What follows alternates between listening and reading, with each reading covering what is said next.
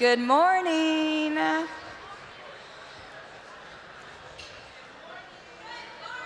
Good morning.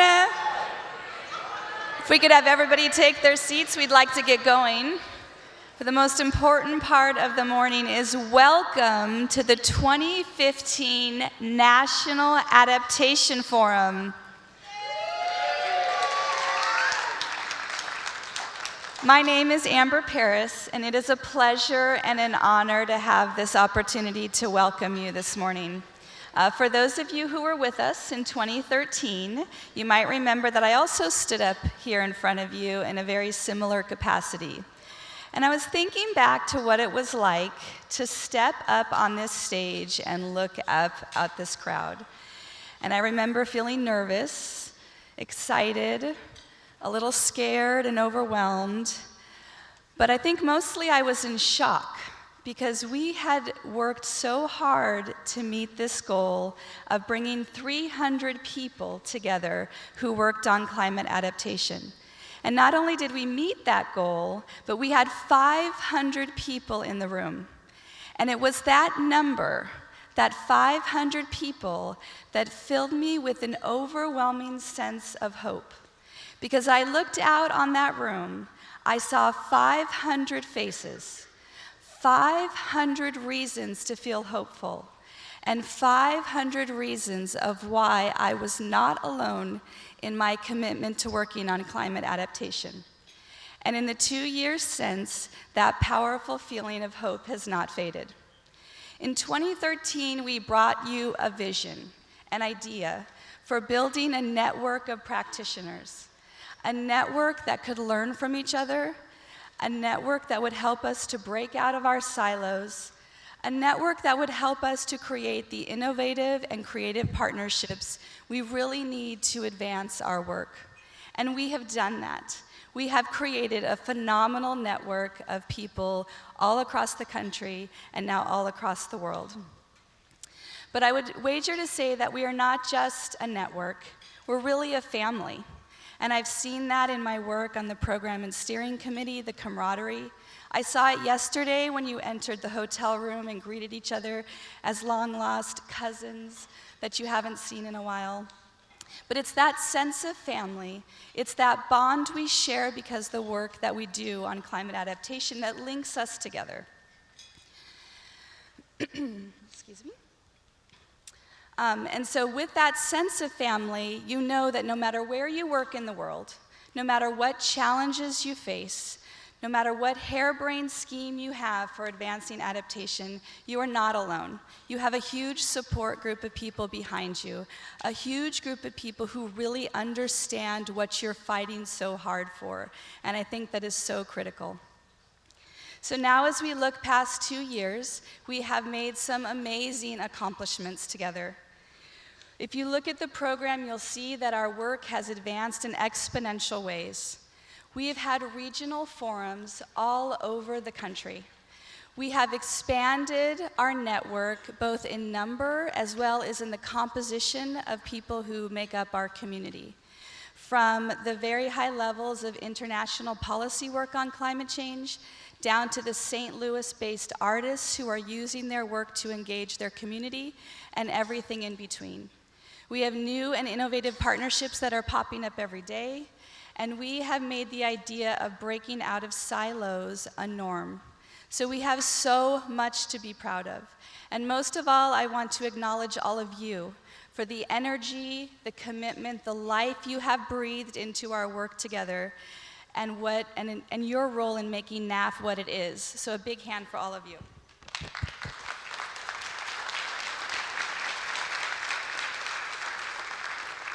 So in closing, I just want to reiterate how happy we are to have you here. We have great challenges ahead, and the stakes could not be higher, but we have so many reasons to find hope just within this room. I don't know what our final numbers were, but I want to say you have more than 800 reasons to be hopeful here at this meeting. So I hope that you will have a great week. I hope that you will listen, that you will learn, that you will contribute, but most of all, I hope that you'll have fun and enjoy being together again with the family. Thank you.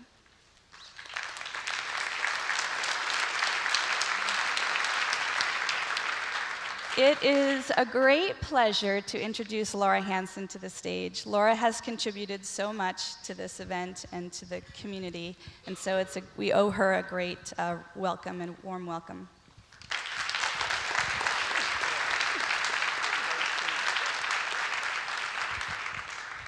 Hello and welcome to St. Louis. Gateway to the West, but as we've called it this week, the gateway to your adaptation future. And I feel even more hopeful about the number of people I see because I don't even think you're 800 because unlike the old days where it used to be one person in an organization might think about climate change, I suspect that all of you represent a cohort of folks from your organization or community who are thinking about this issue and being climately mindful. You did not all fly to St. Louis, but you sent a representative who will bring back information. So I think we've got an exponential learning of adaptation going on, and that's extremely hopeful. So I now get the fun job of the thank yous, the logistics, and the homework assignments. I will begin with the thank yous, of which there are so many. An event like this does not take place because a couple of people say, let's have an event. It happens because the entire community comes together to make it happen. So there's the small group of folks known as the steering committee. If you are a member of the steering committee and you are in this room, can you stand up for me? There are 17 people on the steering committee, so give them a big round of applause. They should all have something on their name tag that says steering committee, so when you see them, give them a high five. There are 35 people who served on the program committee, which is probably the most thankless task, the most important task, and the most phenomenally frustrating task. So folks who are on the program committee, please stand up. Big, big round. When you see those people this week, give them a hug. They need it, especially should you see the two chairs of that committee. Are Alex Score and Kim Hall anywhere in this room? There's Kim in the back. So when you see them, buy them a drink. We had 47 sponsors and exhibitors, which is really exciting because we did not have that many people interested in 2013. And at the regionals, it's been slowly growing. And to have that many people all come together and say, this is an important event that we want to make sure happens and that we want to be presenting and part of is incredibly important. So the exhibit, a lot of the sponsors are also exhibitors out in the exhibit hall. They're listed in your program. Give those people a word of thanks as well, because this couldn't happen without their generosity and commitment.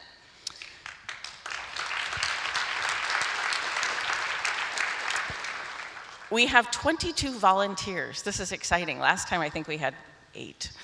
So we've got 22 this time who will be helping run all the sessions smoothly, making sure that presentations are getting shown at the right time, running for help if things go horribly awry. So your session volunteers will be in the room with you. Give them some thanks and ask them for help if you need it. That's why they're there. We have the entire EcoAdapt staff who, while this is not an event wholly run by EcoAdapt, really the staff of the organization that I'm with pulls out all the stops in the week before this. We had staff members emailing me at like 10 o'clock at night saying, do you need help with anything else? And I was like, you bet we do. And they would just jump in and it was awesome. And is Wendy Kagiwis in the room? There you are. Stand up, young lady. Up. She hates being admired, but this event would truly not happen were it not for Wendy K. And she will take all of your drink coupons so she can have extra drinks if you want to share them.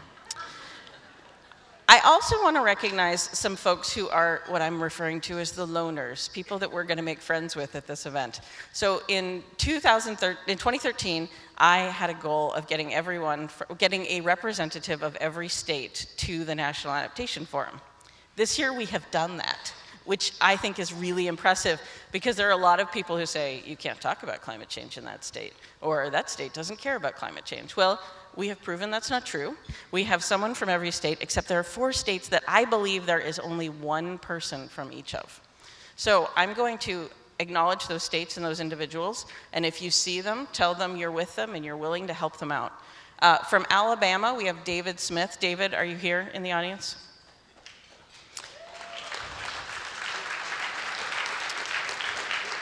From Arkansas, we have Dan Holtmeyer. From South Dakota, we have Bob Go. And from Utah, we have Vicki Bennett. There we go.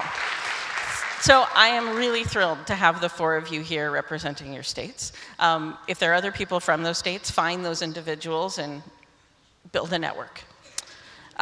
Okay, now, and most importantly, I want to thank all of you for taking a week out of your busy schedules to come here to St. Louis and share everything you know and are learning with your colleagues, to find out from your colleagues what can help you do your job even better, and to help create a community of mutual support. At the last National Adaptation Forum, the number of people who referred to it as their self-help group was pretty large, and we acknowledge that value of this meeting for people. This is this is your cohort, this is your network, this is the professional field of people who are also thinking about this issue that have your back and you can rely on and ask for help and ideas. So take advantage of that. So thank you all for coming and sharing. That's me clapping to you. Okay, so I think I've gotten through thank yous. On to logistics. The vegetarians and the vegans have been heard. There are so many vegetarian and vegan identifying people at this meeting that there will be an independent dining buffet line for vegetarians and vegans. If you do not identify as vegetarian and vegan, we ask you to not use that line. However, we can't force you to not share in the glory of the food we'll be eating.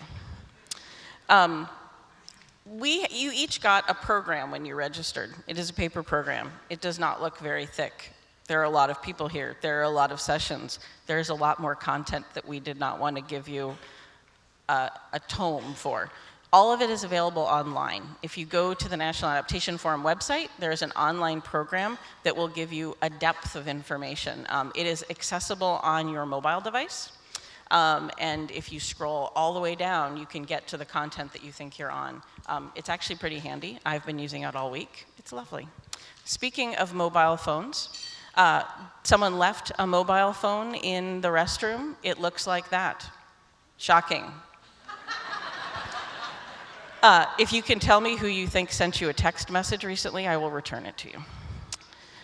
Okay, next, the assignments. Is it possible for me to get the slide I sent last night? We're going to see if they're going to do that. Well, while they're working on that, I'll go to, there it is, look at that. Okay, so we came up with a thing as the steering committee called the Good Adaptation Pledge. As this field is growing, it occurred to us that it might be useful to have sort of a value set that we all worked from to try and get good adaptation to happen. Because it's a hard thing to define with a small group of people working on it at the beginning, it's hard to sort of get what do people find to be useful and important factors. This is not a how-to guide. This is just sort of a pledge of what do I think is good adaptation. And we want it to be the pledge that everyone thinks is good adaptation. So for the course of this meeting, this pledge, you do not have to memorize it, is on the National Adaptation Forum website. We invite you all to give it a look and submit comments on it. You can submit them to a box at the registration desk, or you can go online and there's an email address that you can send your comments and thoughts about the pledge to. So please take some time to do that. In the closing plenary, we will take the Good Adaptation Pledge as created by the community together. Okay. We're also trying to be very active in social media for people who can't be here at the event. And so there's Twitter, #NAF2015. And today, during the opening plenary town hall, you will be seeing live tweets up on those screens that are being collected from people who aren't here today, as well as some of you in the audience. If you have a clever, kind thought, don't say snarky things about your fellow attendees on Twitter and get it posted on the screen, to share about something that's being said, please do so. And that's also a way of sharing with the people who can't be here your thoughts from within the plenary. Okay. Oh, I was also supposed to say that if you do tweet, apparently every day there will be a prize given to some on-site tweeter. I think that that's actually all I have to say, other than I am so glad that you all came, and I can't wait to learn from all of you over the course of the week and hopefully get to meet all 800 plus people who are here. So with that, I'm going to begin what I think is the most exciting part of the plenary, which is we went to town hall plenaries at the end of the last forum, and I think I'm sticking with them forever, because there are more than 800 people in this room who all have interesting and important things to say, and we want to get as many of those thoughts happening as possible. So I'm going to invite the masters of ceremony for the National Adaptation Forum Town Hall, Naomi Edelson of the National Wildlife Federation and Niall Malloy of Communities for a Better Environment, to come on up on the stage. And they are going to lead off with models of how to do your 2-minute or less opening plenary comment. The shorter we keep them, the more people get to say stuff, which I think is important and awesome. And come on up, you guys.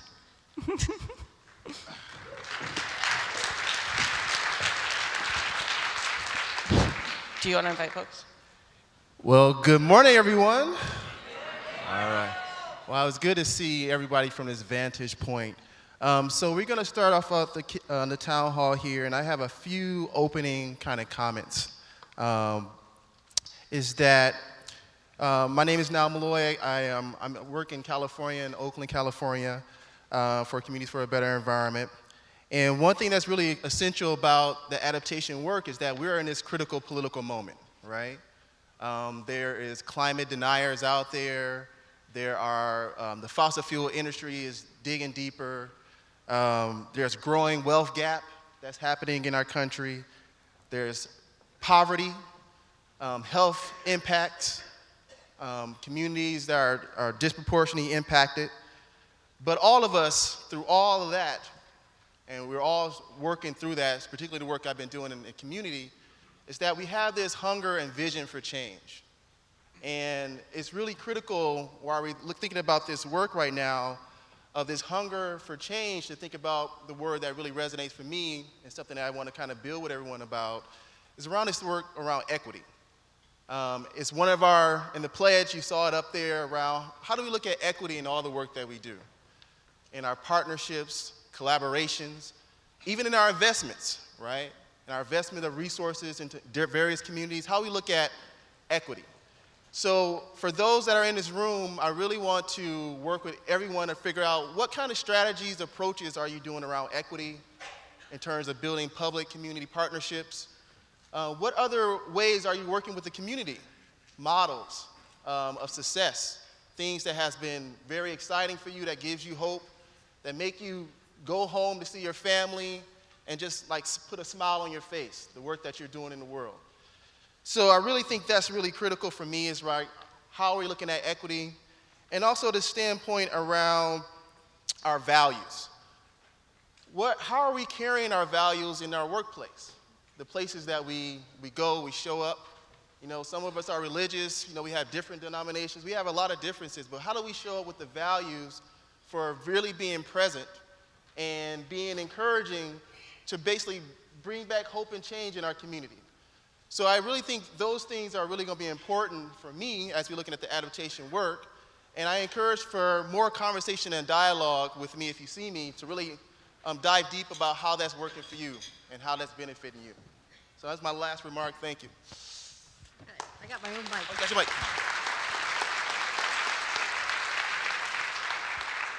Great, that was a great start to what we're doing. So if people will remember, well, first of all, let me introduce myself. I'm Naomi Edelson with the National Wildlife Federation. I'm based in DC, and I'm really thrilled to be here again. Very, very happy to be here and have so many people here. It's really a big deal, and it does inspire me. It makes me hopeful wherever Amber is. Thank you, Amber. And if you remember, what we're going to do now is this town hall where people were invited to participate. 50 people have offered to come up to the microphone. You can come up you can start queuing up in these lines here where the microphones are, or you can come up stage, but you need to be queued up in order to come up to the stage.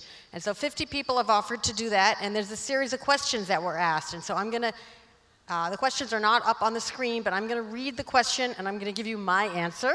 as a way to show you what we're going to do. So you don't exactly have to follow that script, but that is the general idea. I have to put on my glasses, though, to read my notes. Thank you. Look, we have our first person. All right, hold on. Woo. Yeah, please line up, line up. Yeah. So the first question was, what do you hope to learn at the forum? So for me, I would like to meet new people who are doing innovative things that will inspire me or that I can partner with. And the next question is, what do you hope to share at the forum? And so these are the two main areas that I'm working on with adaptation. The first is I'm working with the faith community, and I have a new emerging program at National Wildlife Federation called Sacred Grounds that my rabbi actually came up with the idea, and I'm fulfilling it with the support of National Wildlife Federation, which is to green congregation grounds, where we do on-the-ground adaptation. We help manage water, storm water, and the issues around water quality and quantity, and creating them wildlife habitat on the congregation grounds. We have had a huge interest from the faith community. It's very, very inspiring. It's really wonderful. And so we're going to actually, there's a session here at the Adaptation Forum on faith and community that's at 10:30 this morning. Hope people will come. I know that you have a lot of options, but today I hope you consider coming to that one. The other area that I'm hoping to share is that I'm also involved in a new community of practice called SAGE, which is the blending of gray and green infrastructure. And that's to help make our coasts more resilient.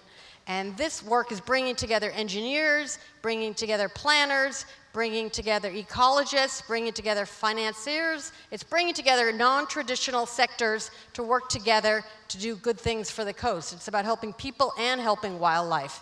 And we're going to have a whole session on natural and nature-based features tomorrow from 3:30 to 5:30. And natural nature-based features, do they really work? That's the question. How can we show the people who are trying to save the coasts for the people that you can actually use green and gray to help protect people into the future?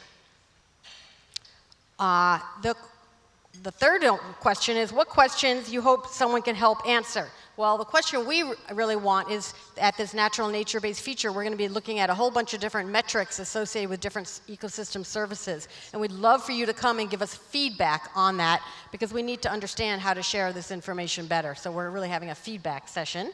The last question is, where do you think the future of adaptation lies?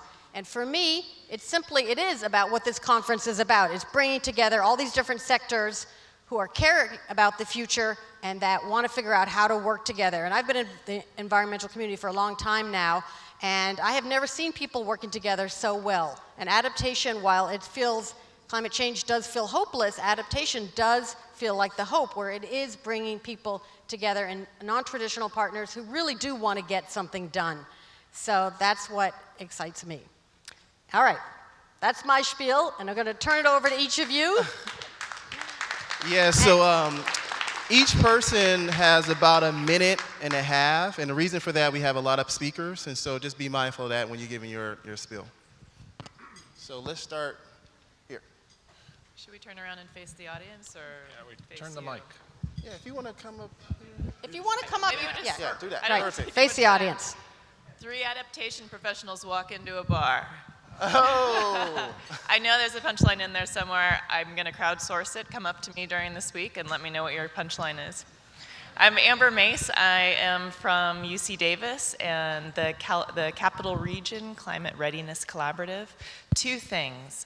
I am grateful for the work that we're doing building a regional collaborative in Sacramento and our opportunities to partner with the other regions in California to share information, learn from each other, not reinvent the wheel, and to partner so that we can elevate our impact to the statewide level. If you aren't part of a regional collaborative, I encourage you to talk to any of us from California. California Regional Collaborative people, where are you? Woo! All right. Number 2.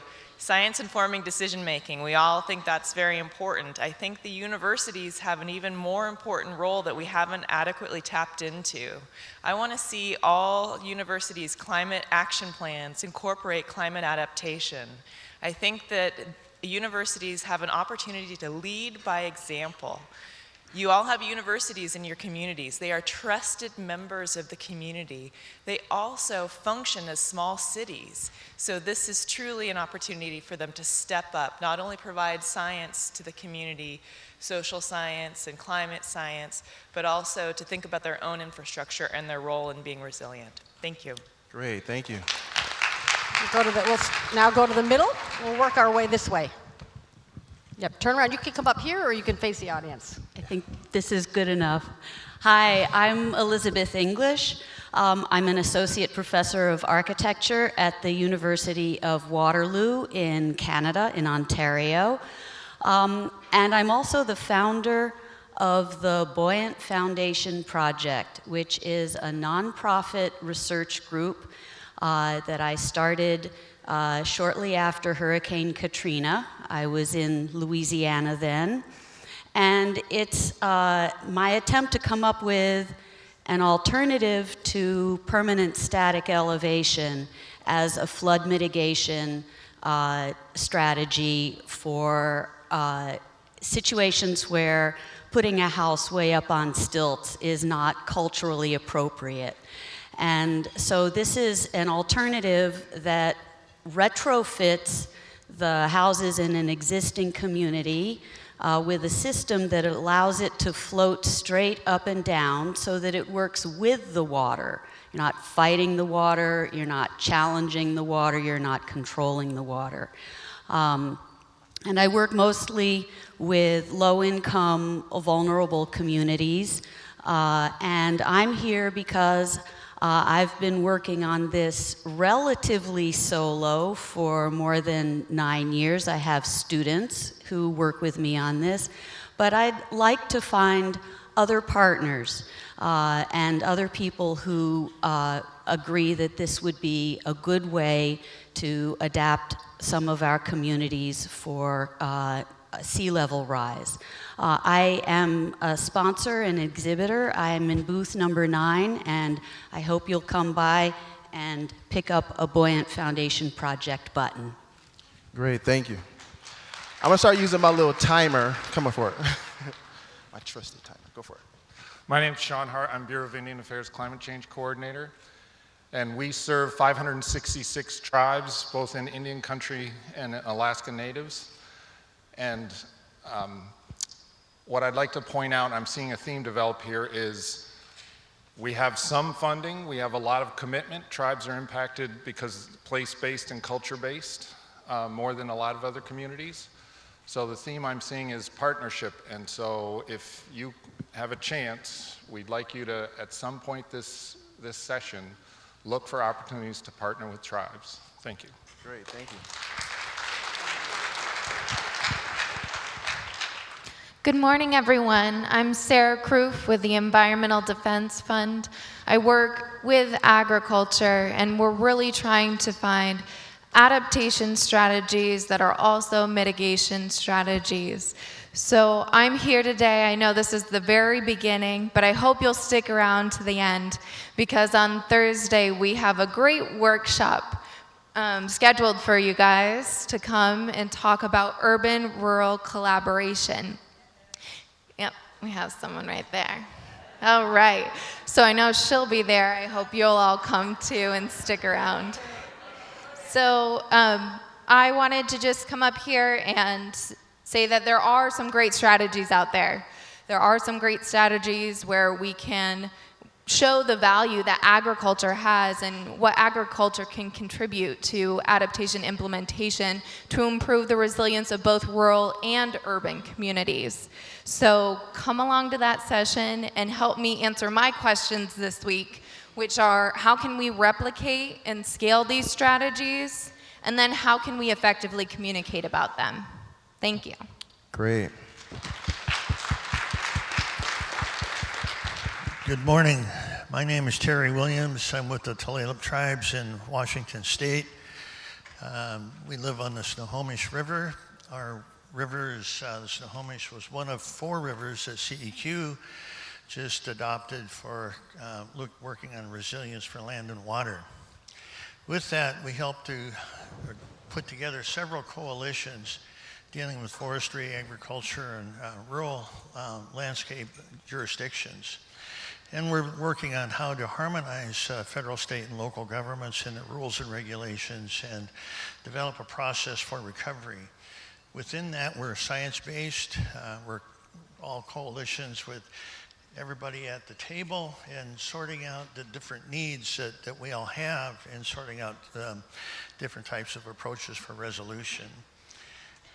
In our resolution, we're working from the glaciers in the mountains to the marine waters in Puget Sound. We have an adaptation program dealing with hydrology and looking at the different temperatures and other types of changes that are occurring, including sea level rise. I think I'm here just to listen, to learn, and to make contacts.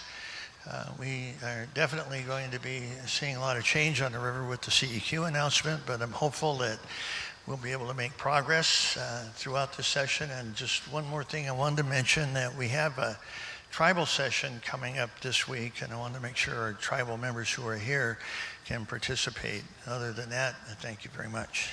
Thank Great. you. Thank you. Dennis? Good morning. My name is Dennis Figg, and I guess I'm here representing Forest, Fish, and Wildlife Resources into the Future. Welcome to the confluence of Missouri and Mississippi River. You may not realize that, but you're in the center of one of the greatest migratory fish and wildlife corridors in the United States. The migratory warblers are arriving now from Central America and Mexico, moving through Missouri all the way up into the central United States. Earlier this year, the sandhill cranes moved by. Right now, the waterfowl, the geese, and waterfowl moving by. Dragonflies will be moving up the Mississippi River into wetlands coming up. Even big river fish still use the river as we move from the Gulf of Mexico up into the Missouri and the upper reaches of all of the big rivers here in the central United States, including American eels. Well, only the females. The females migrate upstream. The males hang around the beach and the estuaries, waiting for the females to fatten up and come back home. In any case, even the American eels move all the way from the Atlantic through the Gulf of Mexico up to big rivers, and that's how connected the world of wildlife is. We have to be thinking bigger than just our individual place, our individual community, our individual project, our individual state, and thinking at a scale, because landscape change is happening at that scale. It is interesting that it wasn't that long ago. You know, there were freshwater shrimp all the way up to St. Louis in the Big River.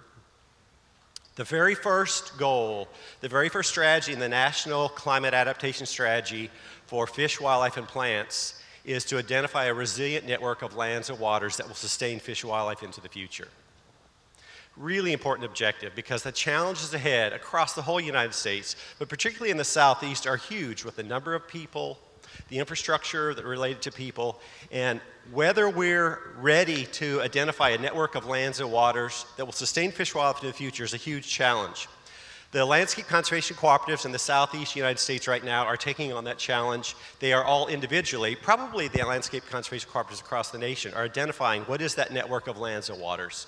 In the Southeast, they're working together to identify a network of lands and waters that will sustain fish and wildlife into the future, and we're calling that the Conservation Blueprint. So hopefully you look forward to learning more about the Conservation Blueprint for the future. Thank you. Thank you.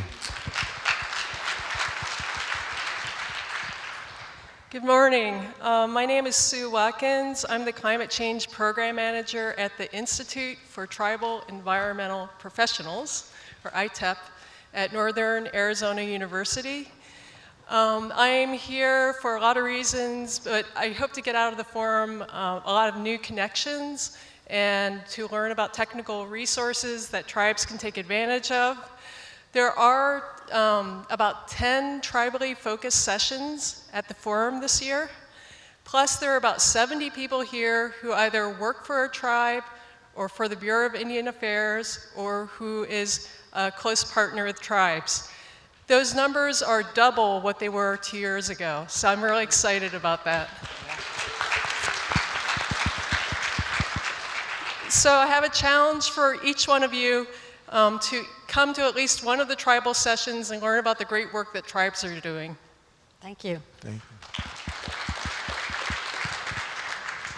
Hello, everybody. My name is Sasha Peterson. I work with the Institute for Sustainable Communities, and I'm the managing director of the American Society of Adaptation Professionals.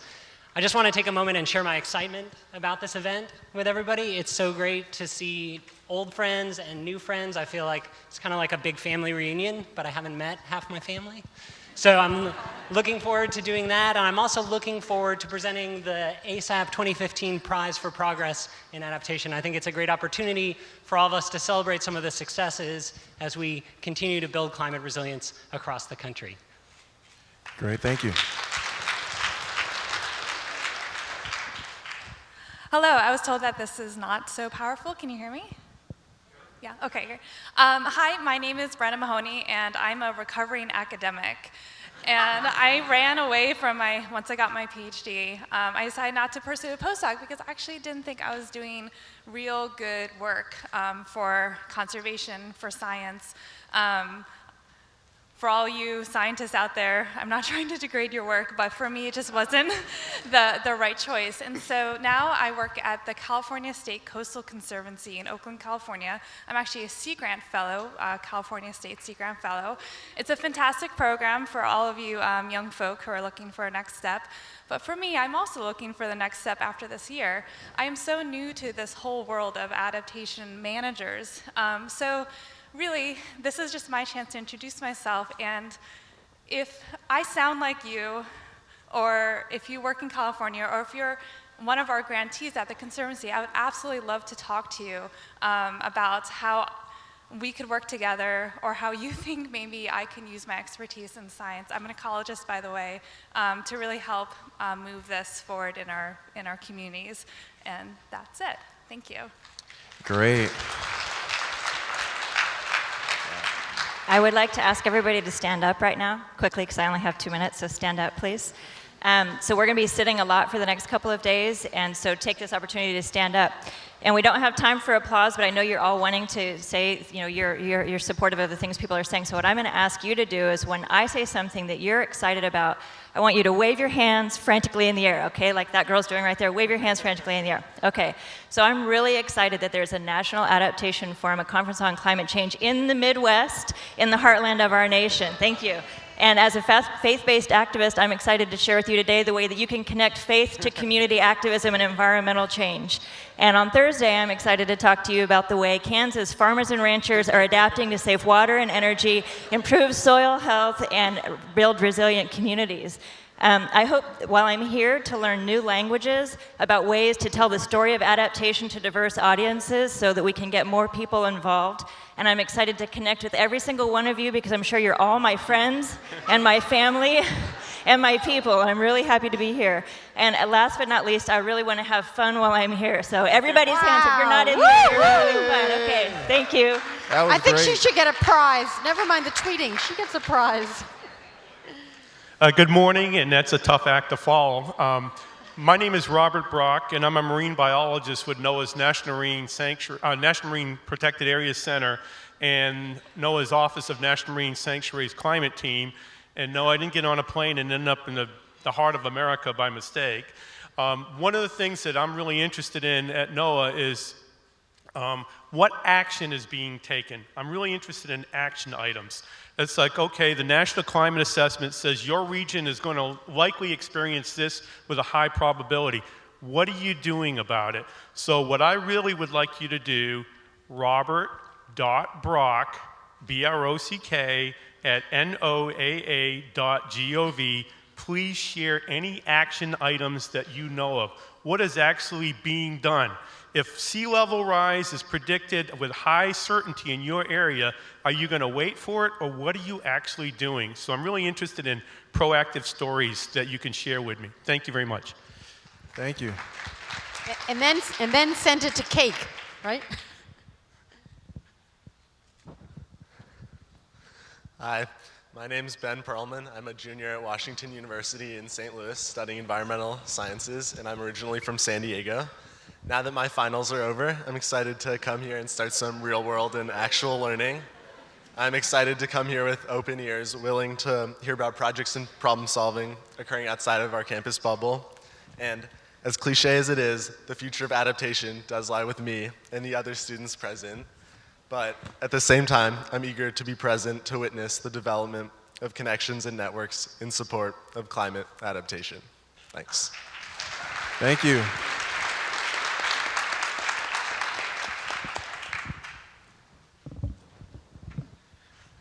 Good morning. I'm Michael Munshine.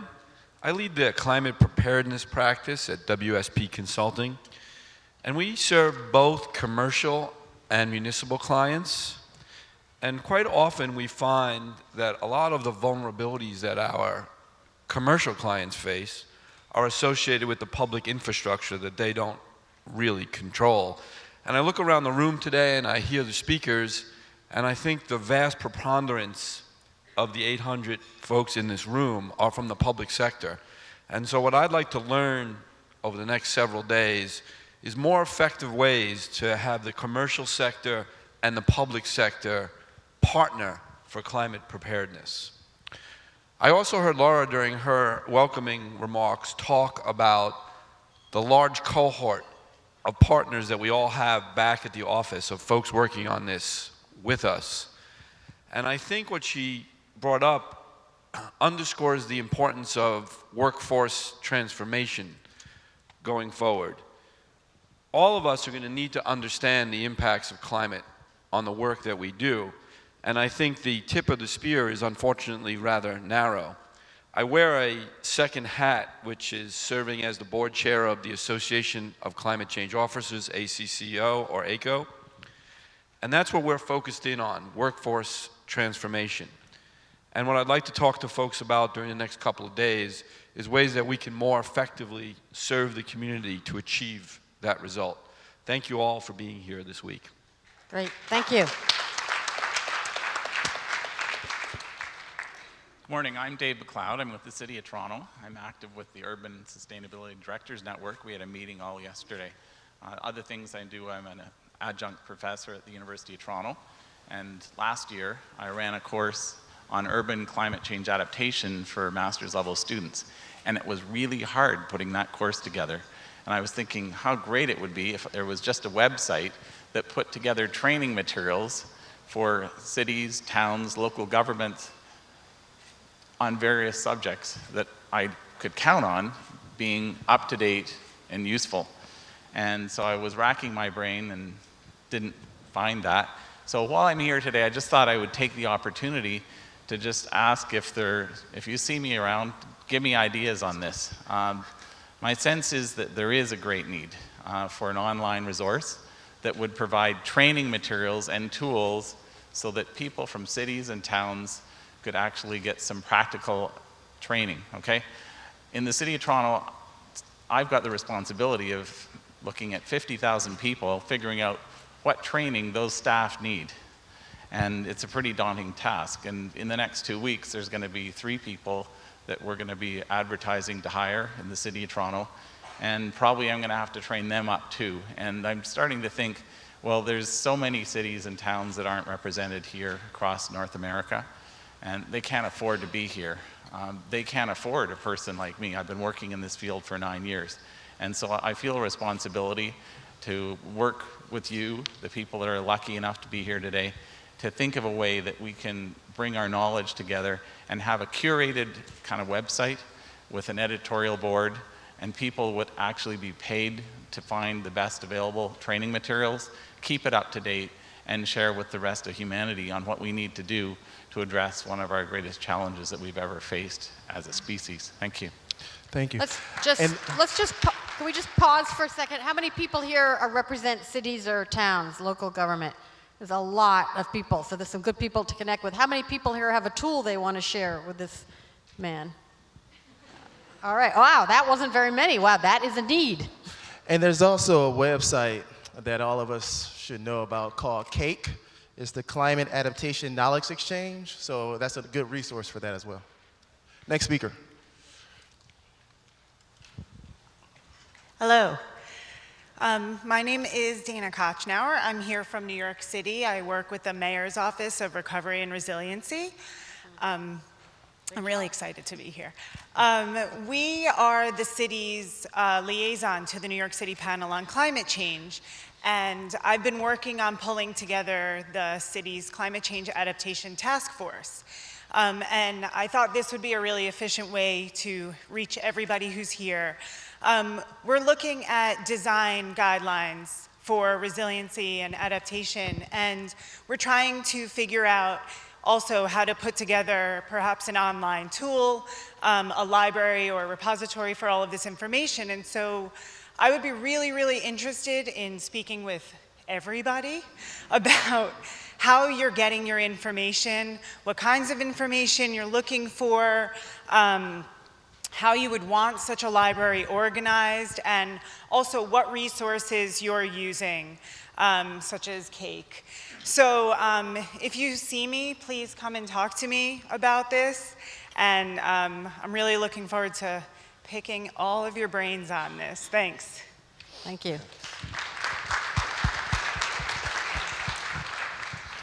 Good morning, everybody. I'm Vicki Arroyo, Executive Director of the Georgetown Climate Center at Georgetown Law, and it's wonderful to see so many friends here.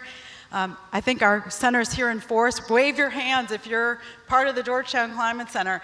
So I think a lot of you know our folks who do a lot of on-the-ground work with states and local jurisdictions on some of your challenges that you're facing and try to translate the lessons from that to the federal dialogue, where we've done things like inform the President's State, Local, and Tribal Leaders Task Force. That report is outside in our booth, and you can also come to a panel. I saw Secretary Deb Markowitz in the audience from Vermont. We've brought together some of the people who worked very hard on that task force for just one of the panels.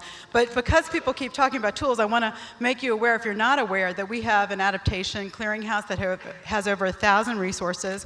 If you go to our booth, you can see some new partnerships that we're creating with USDN, for the sustainability directors at the local level, as well as ASAP. And I think you can take advantage of that tool. We also track progress on state and local adaptation plans with a tracker, and that's going to be part of the Tools Cafe this evening. We're interested, as policy wonks and lawyers, in interacting with people in other disciplines while we're here, hearing from folks like social scientists about how do we better communicate these messages so that people do hear that they need to start preparing, planners who hopefully are thinking about where we're going to move some of the populations that are very vulnerable, including in my home state, South Louisiana, where I'm from, economists who can work on improving cost-benefit analysis and so forth. So we really look forward to this dialogue and appreciate the opportunity. Great.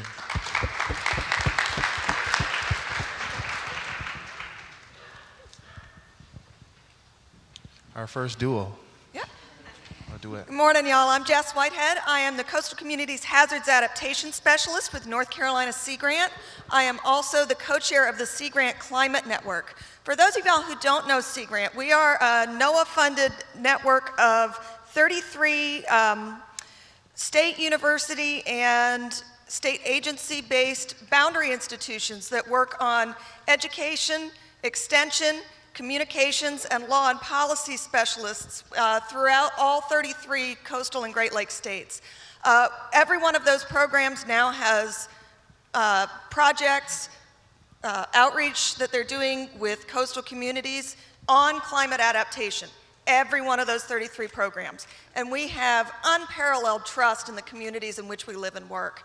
So we are here, we had a meeting yesterday with the Climate Network, the Sustainable Coastal Communities Development Network, and our legal network to talk about what is Sea Grant's role in serving fishermen, serving coastal governments, serving homeowners and residents and businesses on climate adaptation and resilience. And so we're here to share some of the tools that we've developed, some of the experiences that we've had on the ground, but we're also here to learn. We want to learn about more tools that can help our coastal communities. We want to learn about more engagement strategies that will help us, especially in helping the most vulnerable, not just the most influential. So with that, please get in touch with us. Where are my Sea Grant people at? Let us be your boots on the ground, and I'm going to let Jill talk about an example from Tybee Island and how that will apply for some of the things that you want to learn about related to your experience. Hi all. My name is Jill Gamble. I'm the Communications Director for Georgia Sea Grant, and I'm also a doctoral student at the University of Georgia in Geography and Integrative Conservation. So I just wanted to share with you one of our success stories. On Tybee Island for the last 3 years, we've been helping the local government plan for sea level rise. It's a case study in the U.S. Climate Resiliency Toolkit. And we just had last year Sheldon Whitehouse, a senator from Rhode Island, come down and visit and tour, and has mentioned it on the Senate floor.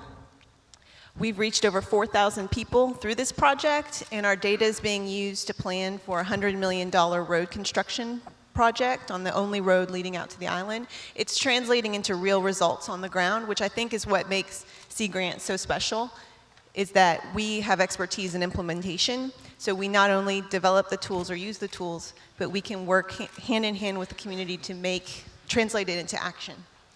The question that I have coming here is, as we help these communities make decisions, and this is similar to what Niall said about equity, we're putting wheels into motion and we don't totally understand these social implications within these models and the social dynamics that are going to play out due to climate change. And just exploring through learning from you all to avoid some of the unintended social consequences that we might be playing into. So thank you. Thank you.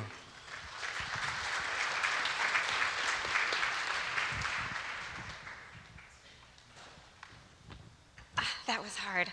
I ran last week for the first time. I only run once a year, and my legs are just killing me every time I take a step. That was a big step. My name is Diane Schrader. I actually am here representing the financial community. I launched a public benefit corporation just this year that finances energy efficiency in buildings, particularly small buildings under 10,000 square feet. I don't know if you know this, but about 50% of energy in the United States goes into buildings, and about 73% of those buildings are under 10,000 square feet. Inside these buildings are often the small businesses and such. So this is the community that we serve. And we're bringing financial innovation into this arena by enabling these buildings to use their equity instead of debt, which again is a very strong support of small business. So within the adaptation community, I'm here to talk about urban heat island mitigation.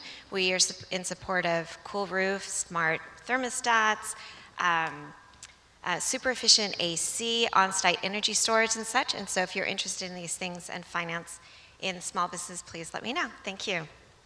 Great. We want more financial community to be part of this. That's great to have you. Good morning, everyone. I'm Amy Delac with Defenders of Wildlife. We are a proud sponsor of both the inaugural NAF and this one.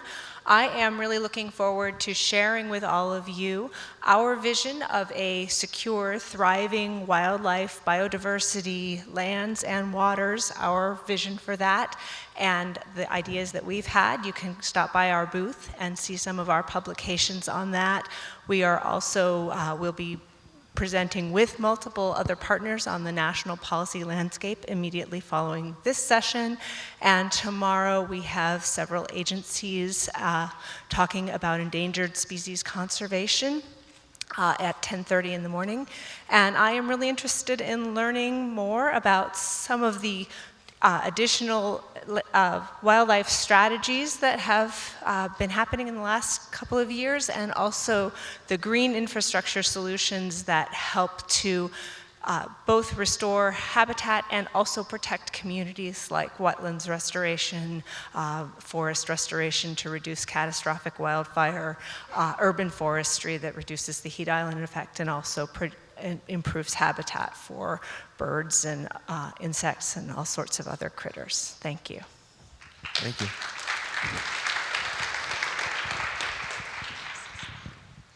Good morning. My name is Tanya Graham, and I'm with ClimateWise. ClimateWise provides adaptation consulting services for communities, and several members of our team are here particularly to learn how others are incorporating complexity into their community planning and integrating their solutions across sectors. For the last year or so, we have been pulling our learning together into a concept that we call whole community adaptation that integrates not only across sectors in communities, but also includes ecological impacts and impacts to disadvantaged communities. We've got materials at our ClimateWise booth, and knowing how much experience is in this room, we would love to have you come by and let us know what you think, what we've got right, what we've missed in helping to develop our thinking. In terms of where the adaptation world and future is going, we know that there's a ton of work that needs to be done, this very important work across the board. But I think that there are two places that need particular focus. The first one is making sure that decision makers at all levels get really comfortable with dealing with the uncertainty and complexity of climate change. It's a difficult work that they do, and it's something that makes us uncomfortable, I think, at lots of levels. And so whatever we can do to help them feel more comfortable is I think, something that's going to benefit us into the future. And the second thing is clearing a path for people who need help and who are coming forward and looking for help. There's a lot of resources out there now, but we're not so easy to find, and many people don't know exactly what they need to be doing. And so when they come out and look for resources, it can be really confusing. So we're particularly interested in talking to folks this week who are looking to take on that question of scale and put these tools in the hands of decision makers. Thank you. Thank you. Thank you.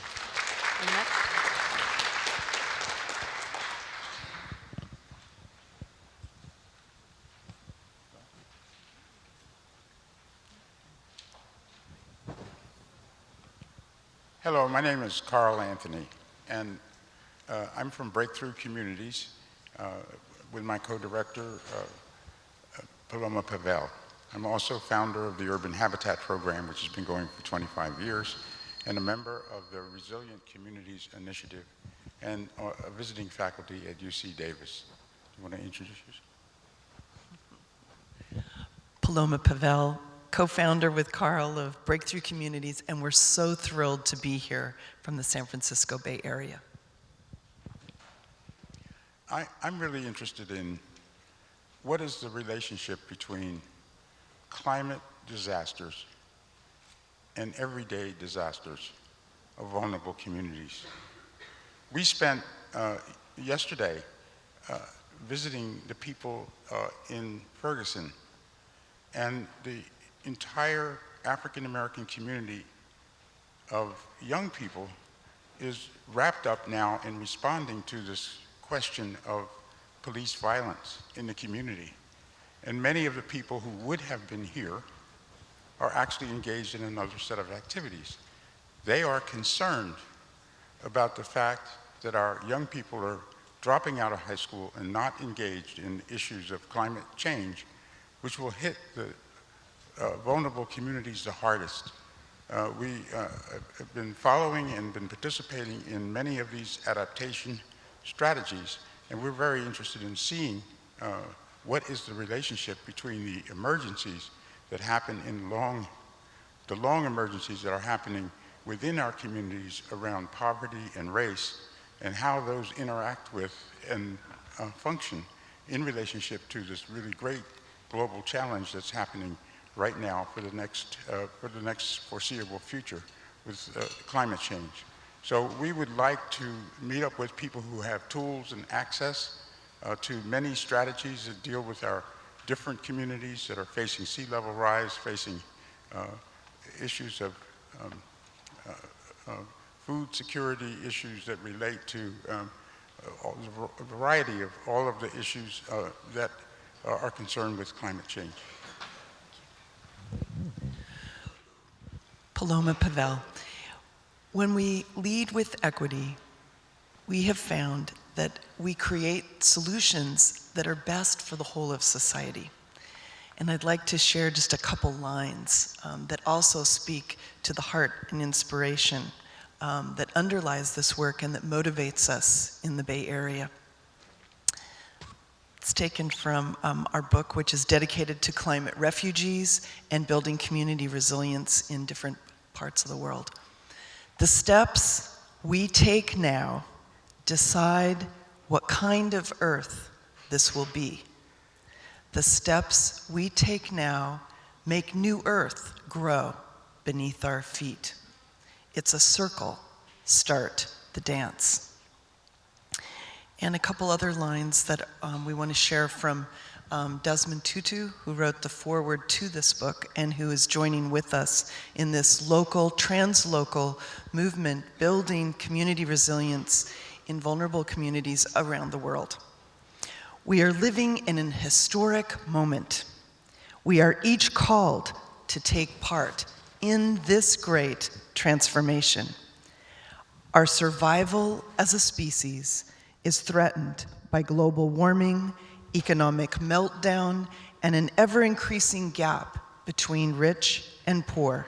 Yet, these same threats offer an opportunity to awaken as an interconnected and beloved community. Words of Desmond Tutu shared with you here today. He sends his great blessing and inspiration to our gathering, and we join with vulnerable communities, which is all of us across the world, and we're here to learn and to share some of the tools that we're building in the Bay Area. On Thursday at 1:30. We will have a... Yes, this is Niall. Oh, here's Niall. He's the boss. Niall, Kirsten, Corinne, Margaret Gordon, join us 1:30 Thursday, and we'll be sharing some of our equity checklist, how to build between vulnerable communities and agencies. We have partner agreements we've been piloting. Go ahead, Carl. I want to say this. It's so wonderful to be in a gathering where so many people are committed to social equity. We'd like to be able, the next year, to see people who look a little bit more like America. Thank you. All right, thank you.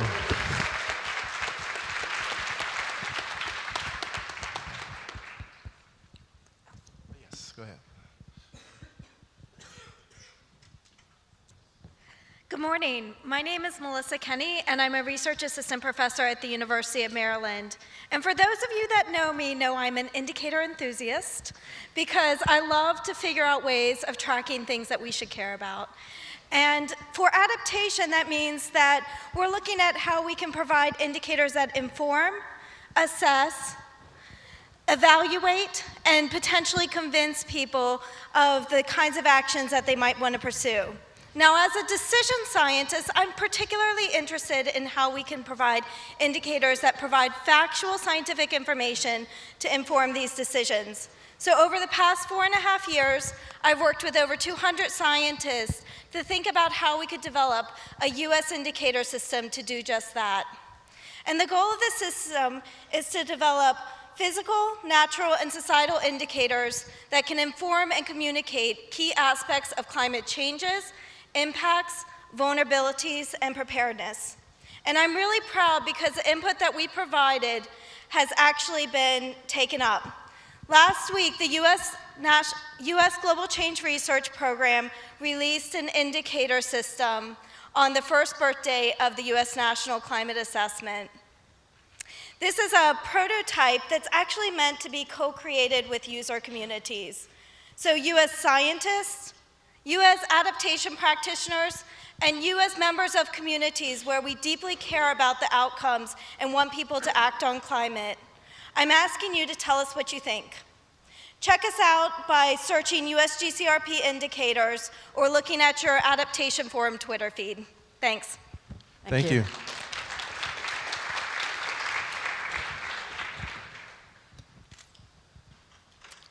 My name is John Englander. Some of you know me as an author of the book High Tide on Main Street, Rising Sea Level and the Coming Coastal Crisis.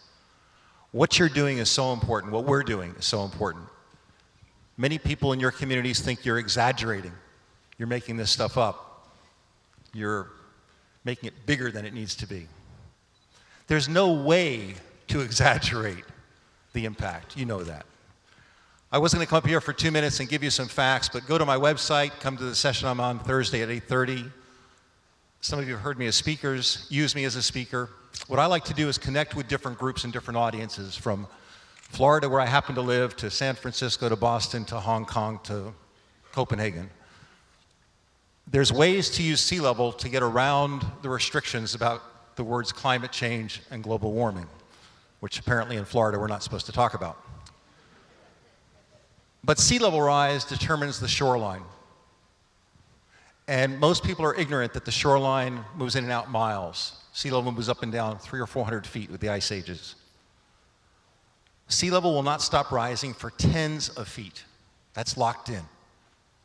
We must not mislead people to thinking that sustainable energy will stop sea level rise, but if we don't get to renewable energy and reduce greenhouse gases, it's going to get catastrophic. We won't be able to keep up with it. This is a big picture. We have to connect the dots. We have to talk to different audiences in different language. This is a permanent change. This is the rest of this century and into the next century, and probably the rest of humanity. It's going to be a different planet. We need to find metaphors. We need to find humor. One of the tools I recently found that I love is there's a coffee cup, and if you send me an email or go to my website, I'll tell you how to get one. When you put hot liquid in it, it shows what's going to disappear when all the ice melts. Now, that unfortunately includes all of the southeastern United States, Vietnam, parts of Brazil, etc. And it's a little bit of gallows humor, but humor is good. When you go to the doctor and he's got some bad news, one of the things is to keep your sense of humor. It's going to help us get through to the other side of this. This is a revolutionary new reality. Let's not minimize it.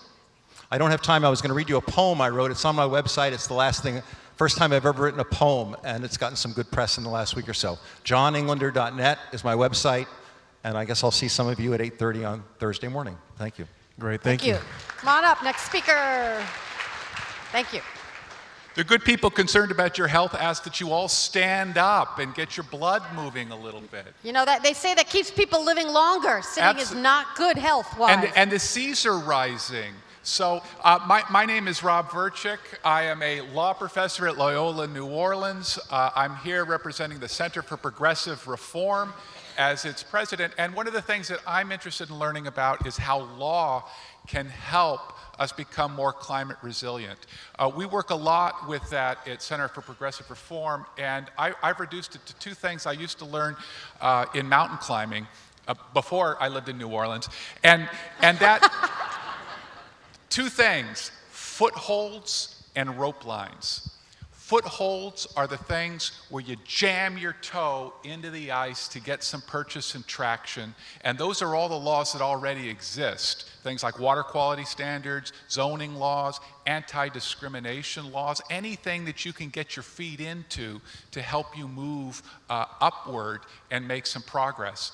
And rope lines are all about those networks of people, horizontal, vertical, up to the top of the government and so on, that often are instituted in legal frameworks that already exist.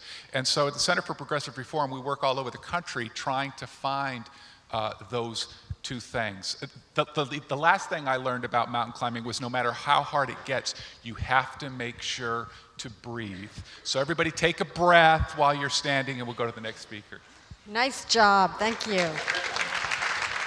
So I was recently an officiant in a wedding, and I forgot to ask people to sit down after the bride came down, and it was really embarrassing. So whoever's still standing may be seated.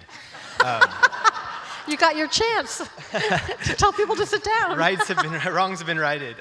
So my name is Chris Reed. I'm a sustainability planner with PMC, Michael Baker International Company.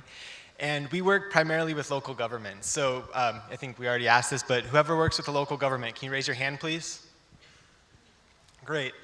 Really excited to learn what you're doing. And if you don't work with a local government, can you raise your hand, please?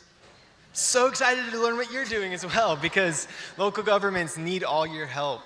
All over the country, local planners, city councils, planning commissions are making long-term land use decisions that determine how our built environments will function for decades. A few of them are considering climate change. Our engineering and planning departments are working together to build infrastructure all over the country that moves people and water. But unfortunately, a lot of these departments don't have the resources, the time, or the political will at their back to think about how rising sea levels or moving floodplains or increased energy use as a result of heat waves, etc., might change their need for infrastructure. Those are problems, but they're also opportunities. And this wide range of knowledge that's here today, I'm really excited to learn how we can help build local capacity and how we can share our background. We can't all go to a planning commission meeting, and when a climate champion is faced with a climate skeptic, all go to public comment and help that person out. But what we can do is share stories with each other, and I'm really excited to hear those stories from all of you. I'm excited to learn how we can help keep building local capacity to make sure that those long-term local decisions are made with good information and considering all the possible changes that we're facing in this uncertain time. So thanks, I look forward to meeting you all. Well, I think we should use social media and get all those people to come to those local planning commissions. I think you could push a little button, we'd all come. Hi, my name is Alex Portashower. I too am a sustainability planner with PMC. I promise we didn't plan it that way. I'm actually from the Midwest. I grew up in Davenport, Iowa, just north of here, and so I'm really interested in hearing what cities and counties and agencies are doing in the Midwest. Although I'm from here, I primarily work in California, and I have a specific interest in helping small cities prepare and adapt to climate change. So I was inspired to do this work after attending the first Adaptation Forum in Denver a couple of years ago. And so I guess the first thing I'm interested in learning is, what have we all done in the past 2 years? I know I came out of that meeting feeling very inspired and excited to do work, to take action. So I'd like to hear about all of the actions that you have taken in this kind of short period of time. I'm also really interested in how you're reaching out to your communities. This is tough work. It's hard to take big, broad scientific concepts and put it together in a way that excites the community and gets the different groups, whether it be community-based groups, faith-based groups, elected officials, regional agencies. I really want to know what you've done to explain these concepts and get people engaged. And I'm excited to meet you all. I know that my work is better by talking and meeting with everyone and learning from what you're all doing, so I hope we can do a lot of that this week. Thanks. Great. All right, we have just enough time to get through all these people, so whenever you come up, short, sweet, powerful. Short. Project. Nice. Tell us what you want. Well, now for something completely different. I'm Bonnie Murray, and I am here representing the National Aeronautics and Space Administration. And I say something completely different because primarily you probably think of NASA as studying other planets. But in fact, NASA does a lot of studying our own planet as well. And I work on a project called ESTEAM. The project manager is here with me, Monica Barnes. And I want to first thank the MacArthur Foundation for making our participation possible. We couldn't be here without their support, and I appreciate that greatly. So ESTEAM is the Earth Science, Technology, and Energy Education for MUREP, which is our Minority University Research and Education Program. We're NASA, we have to have all these acronyms. Basically what that means is we're studying Earth systems, and we're looking to empower minority-serving institutions, TCUs, and other underrepresented groups to be able to work in that arena.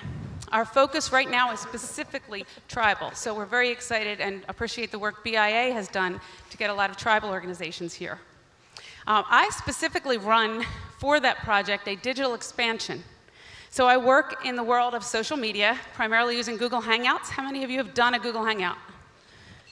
Okay, well if you haven't, or if you have, we will be doing a Google Hangout for our session on Thursday. So Thursday morning is our session, and we will be doing it via Google Hangout so that we can bring in Mona Beal, who is from Georgia Sea Grant, because we do work under the President's Co-STEM initiative as well. So we're looking to expand that way and bring in other organizations. And we'll also be highlighting the work of our project and our tribal focus. So I want to also say that right after our session, one of our PIs who is here, Adrian from Salish Kootenai College, will be doing a session right after that. So what we're looking to do in general, what I hope to be able to do in this conference, is merge academia with all of the other adaptation professionals that are working in this arena. We have funded 71 projects, and those projects are highlighted, and we'll tell you more about that on Thursday, but they're all universities. So how can we merge the work of those universities with the other elements of academia, GIS professionals, and other adaptation professionals to be able to empower that work and do that through the virtual world so it doesn't involve any travel? So I hope to see you Thursday. If you can't be there, my email is bonnie.murray@nasa.gov, BONNIEMURRAY. And I People got got to tweet these things. No one, you got to tweet it. All right, thank you. All right, we can give it back to him.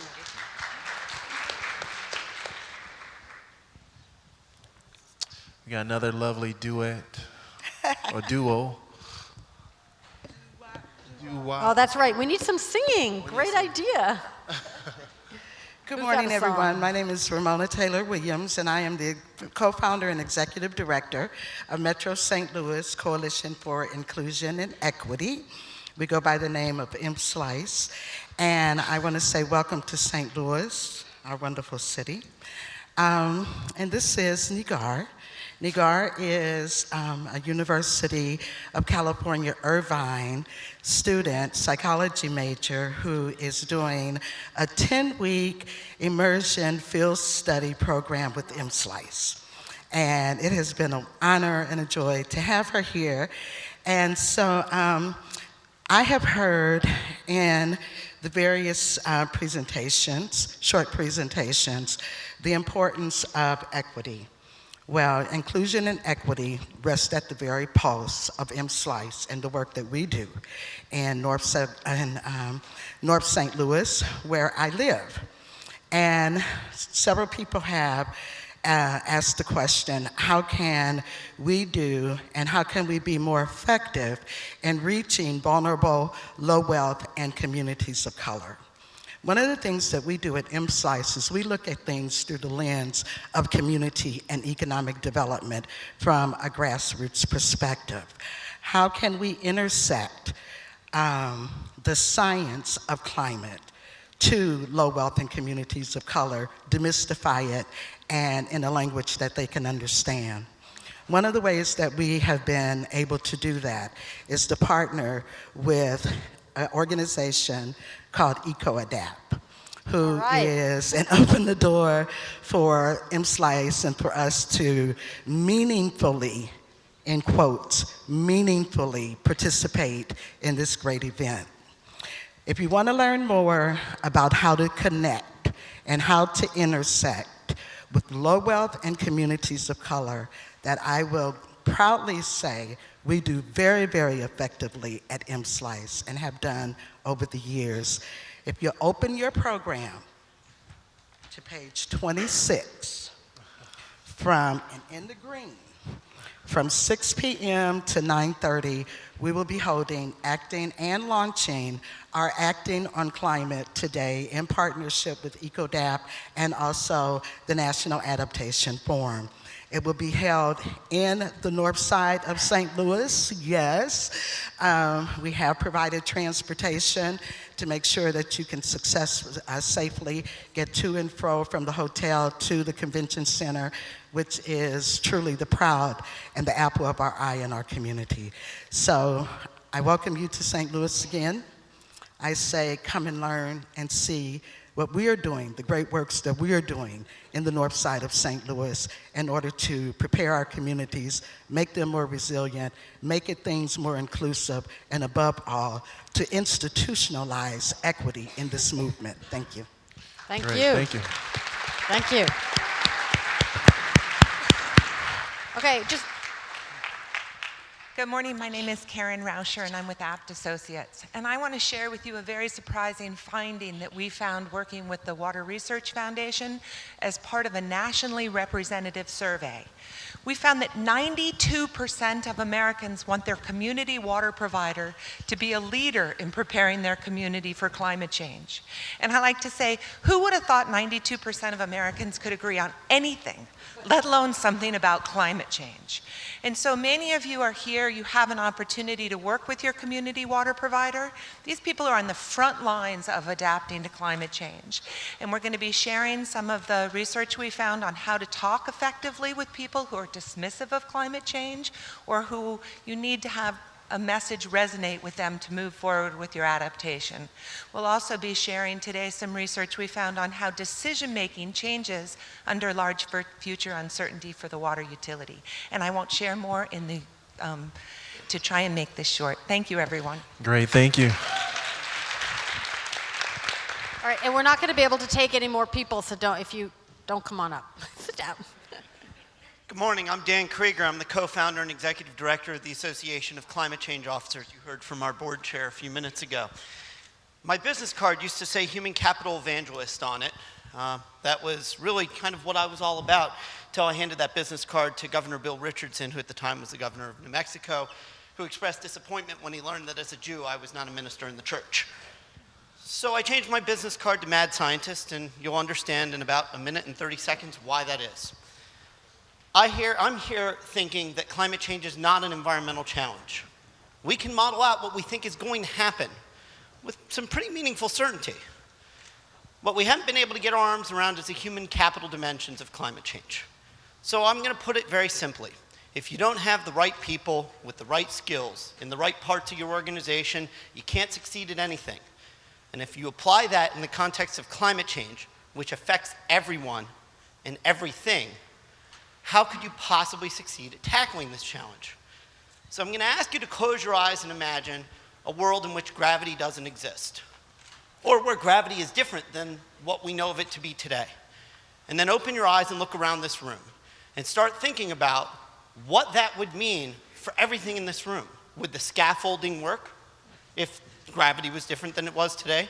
Would these lights be able to hold? Would the wiring work? Would your seats be able to support your weight? They wouldn't support mine, that's for sure. I've put on too much of it. But I ask you to think about this because here's what we do know. The world is changing around us dynamically for the first time in the modern written record of man. And we're going to have to adapt to it, and we can adapt to it. But that requires us taking an evolutionary step. That's workforce transformation. We've developed an approach to rewriting job descriptions and curriculum to help us get there. We need to change what it means to be an architect, a civil engineer, a planner, a supply chain professional, a city manager, a facilities manager. Every one of those functions needs to change to adapt to the challenges and the decision making that lies ahead, and it starts today. So I'm here to implore you, come participate in this effort, come learn from us, share with us what you're doing so we can integrate what you're doing into the hundreds of professionals who are helping us shape the 25 courses that we've started building, the 50 more that are coming down the pike, in our efforts to embed this in higher education, other credentialing bodies, and any training institutions who are helping to transform decision making. And with that, I want to make one other point. If you see Susie Toriente from the city of Fort Lauderdale here, ask her about her experience in training 60 of their senior decision makers who are not environmental professionals about climate change. Ask Paul Wagner about the work the federal government is doing as a result of President Obama's executive order, which calls for climate preparedness and resilience training for all SES and GS-15 employees of the federal government, not just environmental professionals. Talk to Dave Herring about the need to develop learning progressions and the work that we're doing together in that space. Talk about these, share these ideas. Come join us. We have a booth here. Thank you for your time. Great. Thank you. Hello there. I'd like you to raise your hand if you're a volunteer. Okay, I'd like to introduce myself. I'm Mike Garvey. I'm with a citizen nonprofit group in St. Charles. I'd like you to welcome to the region. It's out of St. Louis. We're an all-volunteer 21-year organization. That's pretty amazing. We tend to hug rivers. We love trees. One of the things I think that makes Missouri amazing is the sales tax statewide that allowed the Department of Conservation to really set aside land, which is really an amazing thing. Also, I'd like to talk about stream teams. Stream teams is something you should all be looking into. Greenway Network is a stream team organization. We teach educators, anybody who wants to learn about how they can impact the streams to adopt a stream. And what we do is we do invertebrate sampling, and we get these kids out in the streams and they dig their feet in the rocks and get these little invertebrates, and then we talk about how that is affecting the water quality. And it's really cool. You can adopt a stream. My stream team is Garvey Crawdads. We had a pre-forum on flooding adaptations locally. One of the things, I know the oceans are rising, but these rivers really rise. And we're here at the confluence of 3 major rivers, and St. Charles was 40% inundated. And one of the things that I'd like to take home is looking at imaging of GIS database, maybe a bluff-to-bluff evaluation, to really look at the impact not only of climate change, but also of the river management structures and how they're influencing the river rise and flooding locally. Thank you.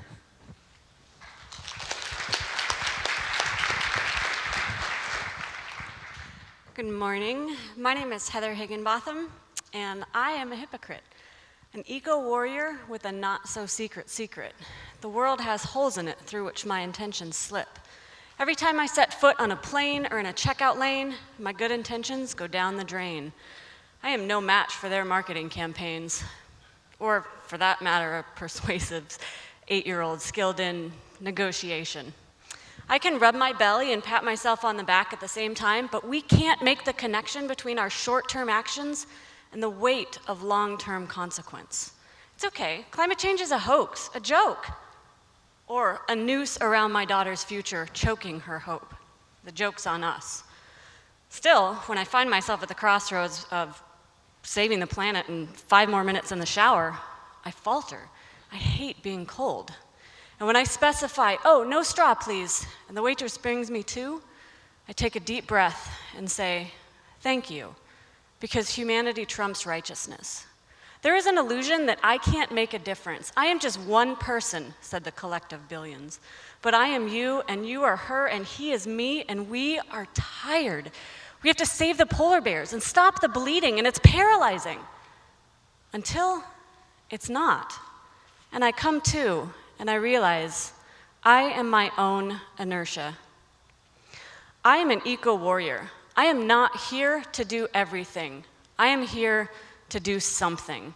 So that when my daughter asks me, "What did you do when the earth was unraveling?" I have a damn good answer. I did something. What's your something? Bravo. Poetry, we need that. Thank you. Very nice. Wow, that was extraordinary. All of those were extraordinary. My name's Ed Thomas. I'm a volunteer for the Natural Hazard Mitigation Association, and we're a group that is passionately interested in making sure that disaster risk reduction is included in conversations about resilience and climate change.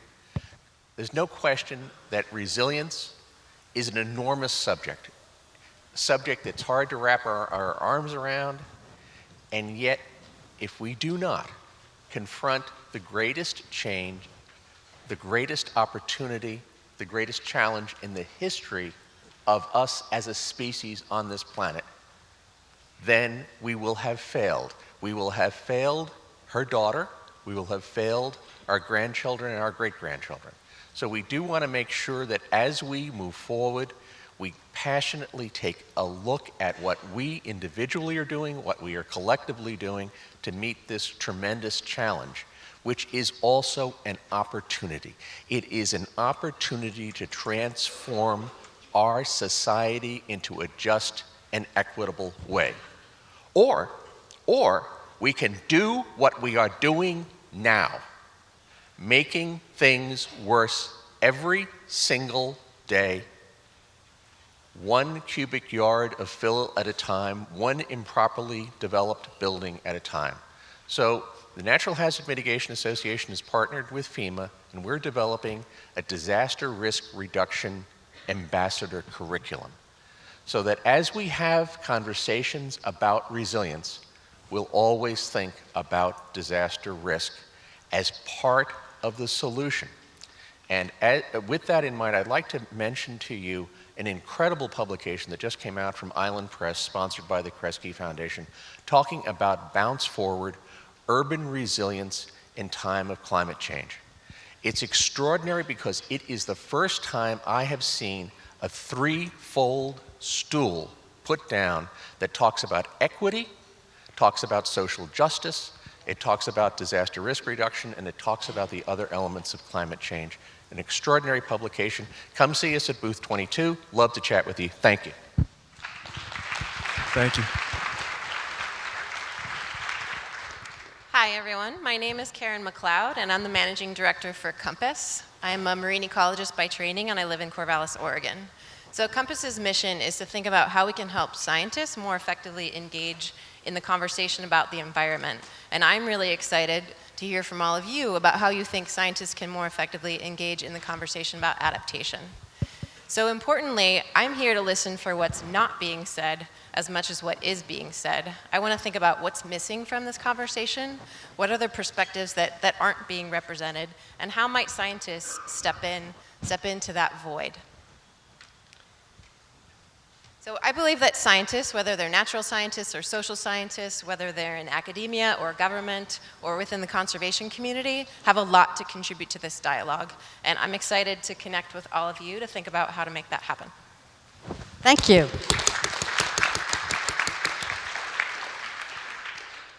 Itukti-Wigwa Nikpashtoi. My name is Patu Pit. I'm from the Confederated Tribes of Warm Springs. We are the people that are from along the Columbia River. For me, I grew up around canoe culture and getting to know myself a lot better through that, and to come to another area that also where the first peoples have a very rich canoe culture and agricultural background. It's a really great place to come. And usually when I go places, I think to myself, where are the natives? I'm like, it's a great place, but where are the natives? And ironically, we actually took in people from here during my childhood, so it's not actually as unfamiliar as I thought it would be. I'm basically kind of rounding out my college experience, getting a master's degree in environmental studies, and looking forward to kind of putting those tools to work in my community and hopefully along with neighboring communities as well. And I'm really grateful for the regional leadership that comes out of our area, but also other parts of the country. I think the better we can learn how to talk to one another, the more the work can actually be effective.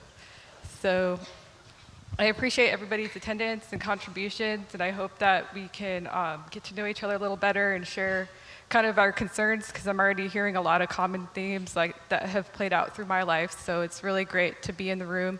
And similarly, I ask the same question: who's not here? Who are we not listening to? And I try to find that space within myself to open up to new ideas and things that I hadn't necessarily thought of. Thank you. Good morning, my name is Kim Lundgren. Nearly 15 years ago, I was hired by a city to write a climate action plan. I had no idea what a climate action plan was, and yes, I was only 15 years old. We'll go with that. Back then, there was a really small group of us that were talking about and trying to take action on climate change and community sustainability. It was challenging, but we were moral support for each other. We were resources for each other. And we always were innovating. In fact, there were some circles back then that we couldn't even talk about climate adaptation because that meant we had given up on the good fight. Now, looking at this group, it's really thrilling to see so many of you here, such a diverse audience, and it makes me excited about the future and the potential that you're all bringing. So my hope for this forum is that we can continue to share, collaborate, and innovate, and in that vein, I wanted to share 3 principles that I try to live by, particularly in my work. The first is accept that there will always be naysayers. Trust me, there were a lot of them in the year 2000. There's fewer, but the reality is we are never going to convince everybody that climate change is real, and we don't have to. We just have to convince enough to make the change that we need. Secondly, take pride in your work. It will always be a reflection of you, and it will endure beyond you. And thirdly, always be better. We're doing amazing work. All of you are, I know it, but we can do better, and we need to do better. Anybody in here familiar with the aggregation of marginal gains? Finance person? Improve 1% every day. Always improve by 1% every day. Those little improvements over time can result in big change. And then finally, I started my own company, Kim Lundgren Associates. Very creative name. It took me months to come up with that, but I really worked on it. We're also a public benefits corporation, so I'd love to connect with you. And I'm interested in collaborating with anybody that wants to innovate, needs resources, particularly some of you independent consultants that maybe don't have the structure you need. Thanks so much and enjoy the forum. Thank you.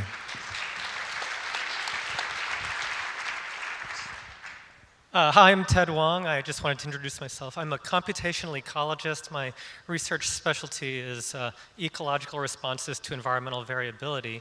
And I've spent the last 20 years teaching ecology and GIS to undergraduates, and I'm leaving academia.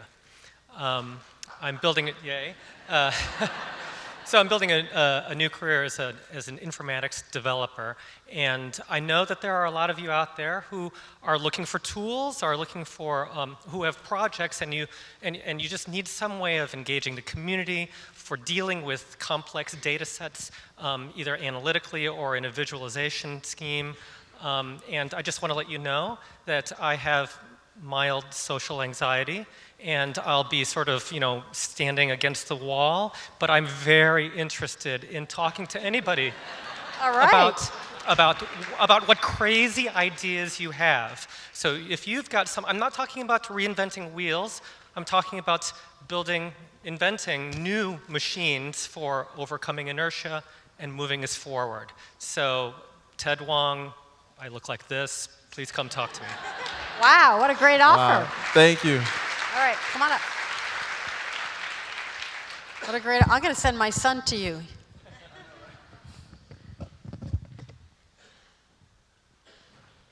Hi, I'm Tish Levy from Santa Rosa, California, and I'm a columnist for the Sonoma County Gazette in Forestville and a freelance writer.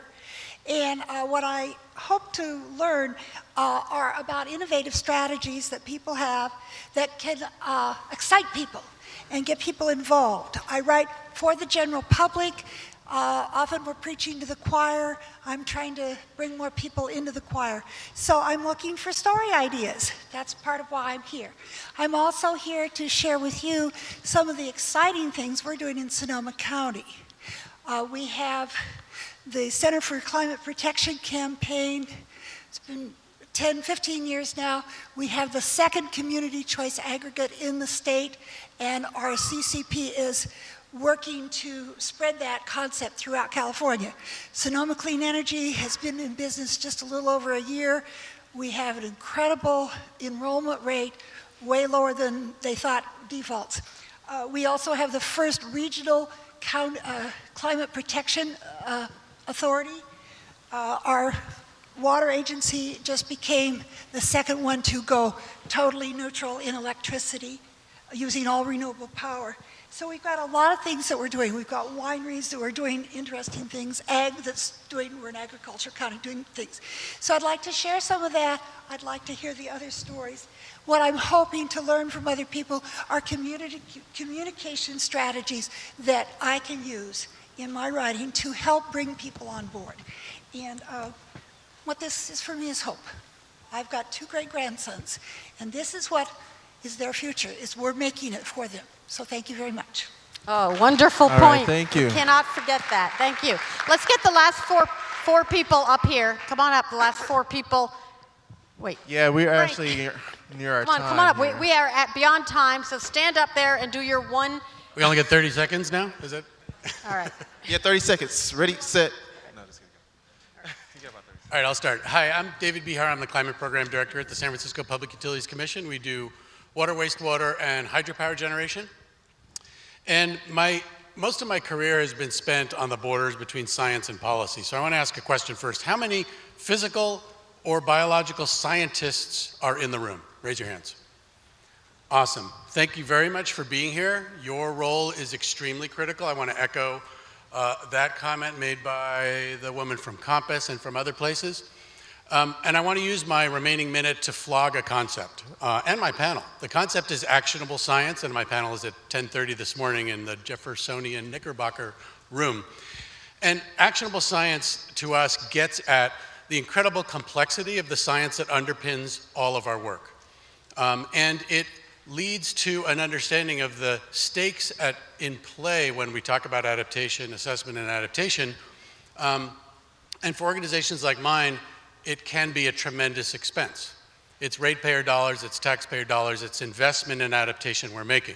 So what I'm looking for from this conference are examples of the co-production of actionable science, to bring another concept into the mix. And that is the place where scientists and decision makers work together in an iterative fashion, as discussed in the new advisory committee report by the Federal Advisory Committee to the Secretary of Interior, and a new report by the Water Utility Climate Alliance that I've been working with for the last 7 years on this, called Piloting Utility Modeling Applications. We got 2 new reports that talk about how actionable science in a co-production environment can work well to reduce the complexity, reduce the uncertainties, and lead to decisions that are robust and resilient. Thank you. My name is Ned Gardner, You got a mouthful. and I was an academic for a while, and moved into visualizing information about Earth systems, and now work with the U.S. Climate Resilience Toolkit team and David Herring at the NOAA Climate Program Office.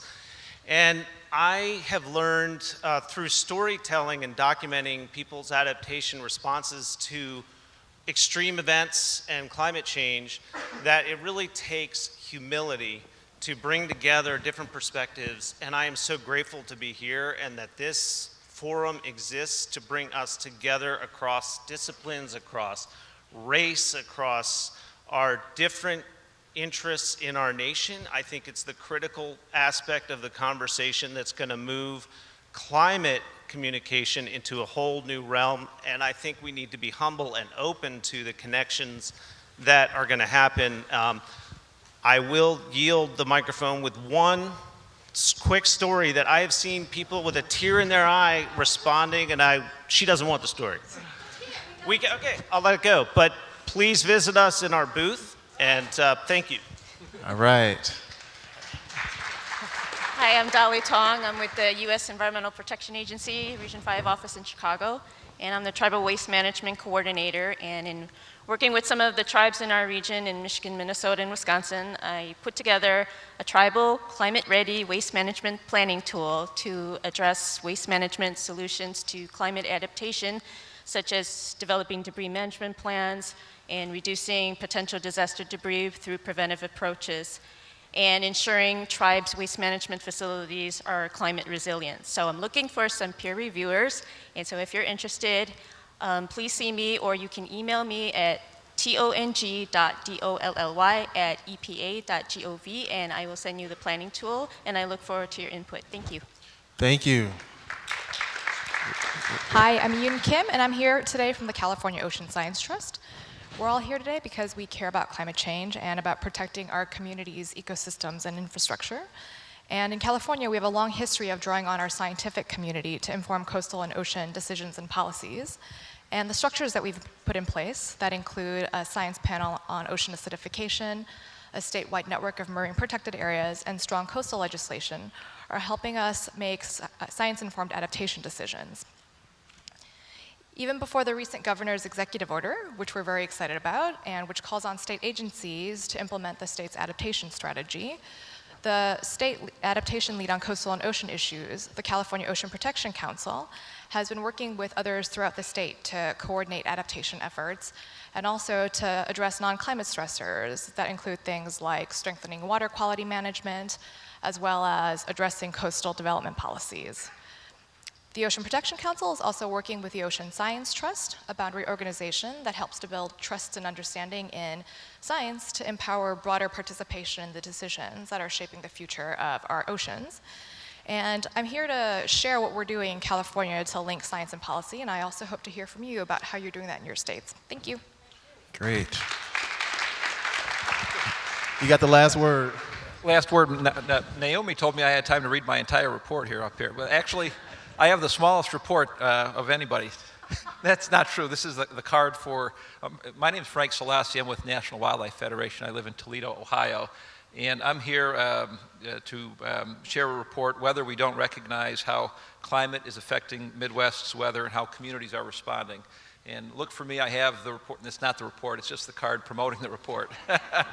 And I'm also here to learn about how agriculture and other communities are dealing with the problem of nutrient runoff. My hometown in Toledo, we had our water shut off for 3 days last summer because of harmful algal blooms that had a climate connection. It overwhelmed our community's water facilities, and 500,000 people couldn't drink water or touch water for 3 days. So if you know anything about how we can resolve that, please see me. Thanks, Naomi, very much. Great, thank you. Let's give a round of applause for all the speakers. Everybody who came up here, a lot of beautiful things said. This is going to be a fun event, so I'm going to pass it on to Lara. I need a different, oh no, there I go. Thank you very much, Niall and Naomi, and for everyone for sharing their thoughts, ideas, and intentions for the week. It was with great pleasure that I'm going to introduce the City of St. Louis, our hosts for the week. I don't know whether we're going with the video first. Catherine, do you know?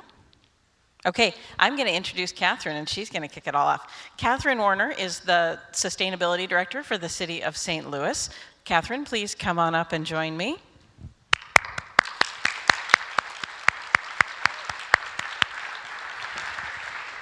Catherine very warmly embraced us when we called her up and said, we want to bring a meeting to St. Louis and talk about climate change.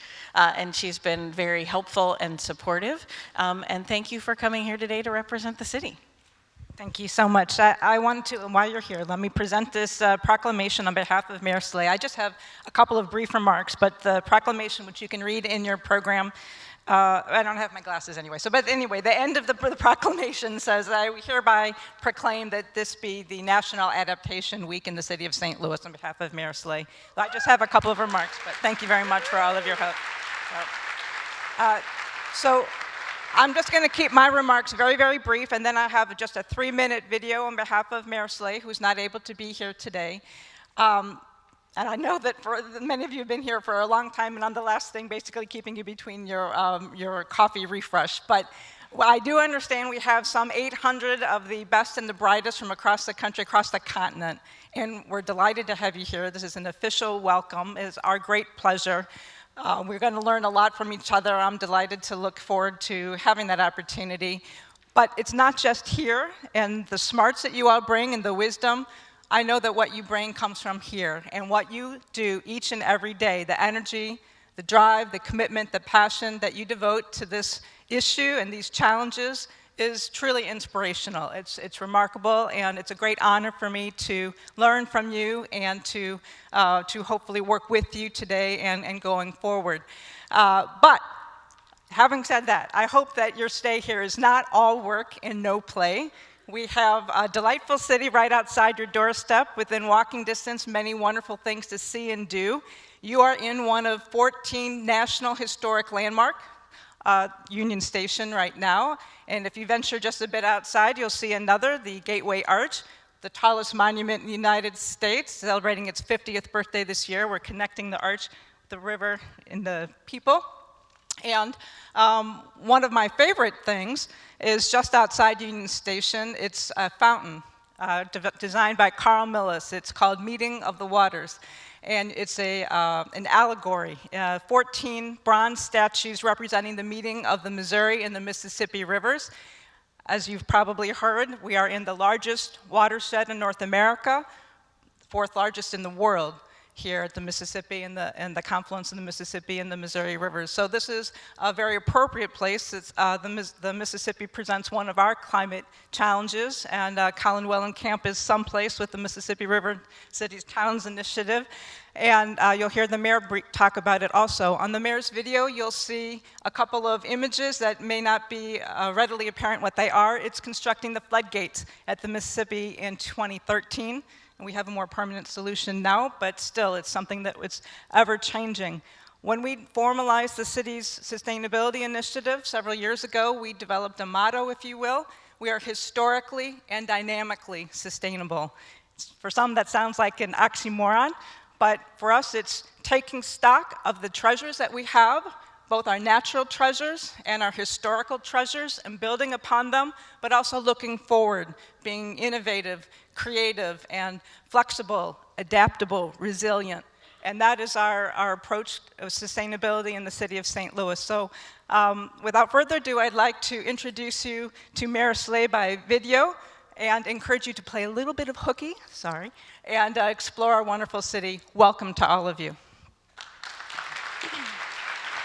Good morning. I'm Francis Slay, Mayor of the City of St. Louis. Although I'm unable to be with you in person for this meeting, please know that our interests and association are well represented. It is my pleasure to welcome you to the City of St. Louis for the National Adaptation Forum. The story of how St. Louis contributes to this work is compelling. When I first came into office 14 years ago, sustainability was formalizing into a performance-based discipline that could generate tangible results.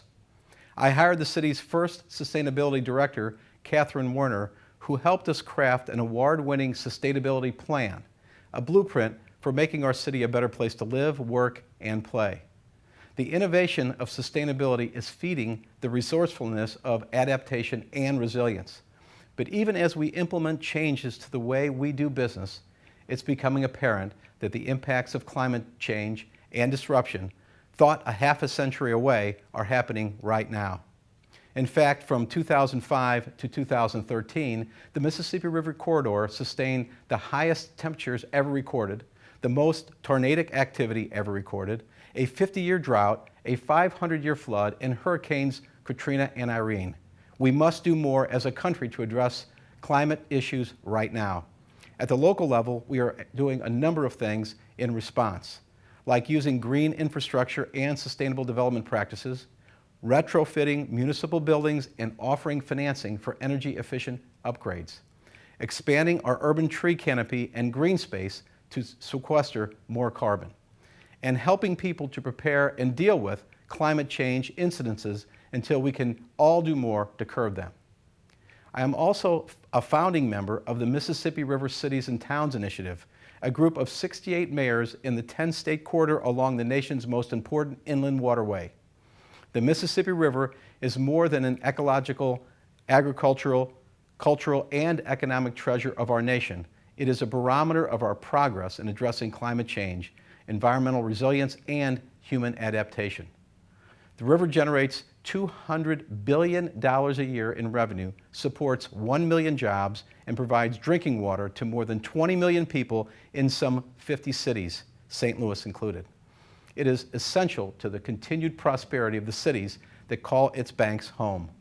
We work with the U.S. House and Senate, state legislators, and with one another to support clean water programs, incentivize sustainable development, and pursue landscape resilience efforts.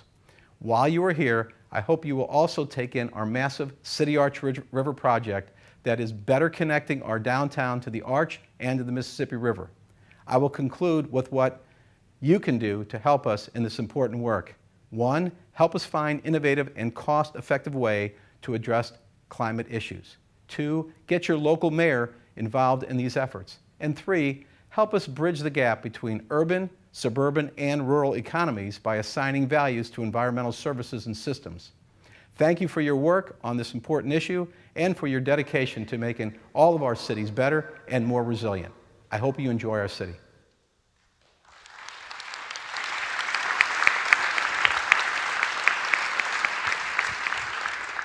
Well, with that, we are now officially welcomed to the city of St. Louis. It is officially St. Louis Adaptation Week, which I'm pretty excited about because I went to a pub the other day that just had a day in their proclamation. We got a whole week. Clearly saying that we're more important than beer, which in the city of St. Louis I think is a big deal, isn't it? So with that, I officially open the National Adaptation Forum. I welcome you to go, and as Catherine said, this was the last thing keeping you from refreshments. Go and refresh, and starting at 10:30 are the first sessions of the week, so good luck.